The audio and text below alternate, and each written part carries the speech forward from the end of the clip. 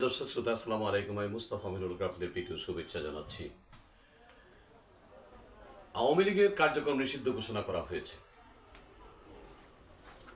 আওয়ামী লীগ যদি নিষিদ্ধ হয়, যেসব কারণে আওয়ামী লীগকে নিষিদ্ধ ঘোষণা করা হয়েছে তার যারা সহযোগী, আওয়ামী লীগের যারা সহযোগী, আওয়ামী লীগকে ক্ষমতায় থাকতে অবৈধভাবে ক্ষমতায় থাকার জন্য যারা প্রিন্সিপাল বার্বের মতো সাহায্য করে সেই জাতীয় পার্টি এবং 14 দলের অন্যান্য পার্টিগুলো, তাদেরকে কেন ঘোষণা করা হবে, তা নিষিদ্ধ ঘোষণা করা হবে না?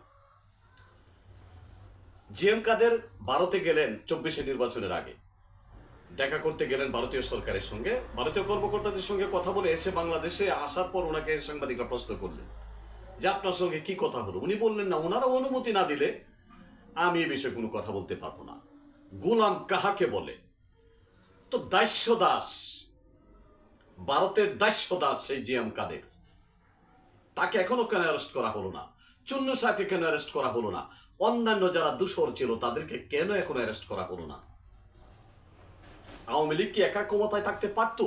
এইসব রাজনৈতিক দলগুলো তাকে যদি সহযোগিতা না করতো, তাহলে কি যে অত্যাচার নির্যাতন এই জনগণের উপর চাপিয়ে দিতে পারতো আওয়ামী লীগ? তাই জাতির প্রশ্ন এইটা, কেন এখনো তাদেরকে বিচারের আওতাধীন আনা হলো না? কেন এখনো তাদেরকে গ্রেপ্তার করা হলো না? এটা খুব গুরুতর প্রশ্ন জাতির। তাই যত তাড়াতাড়ি সম্ভব অন্তর্বর্তীকালীন সরকারের অনুরোধ, সেই জিএম কাদের সহ সকল দোষরদেরকে অ্যারেস্ট করতে হবে, তাদেরকে বিচারের আওতাধীন আনতে হবে। কারণ এই কোলাবোরেটর যারা, এরা আওয়ামী লীগের চেয়ে অপরাধী কম নন, বেশি। তাই তাদেরকে বিচারের আওতাধীন আনতে হবে। আল্লাহ সবাইকে হেফাজত করুন। আসসালামু আলাইকুম।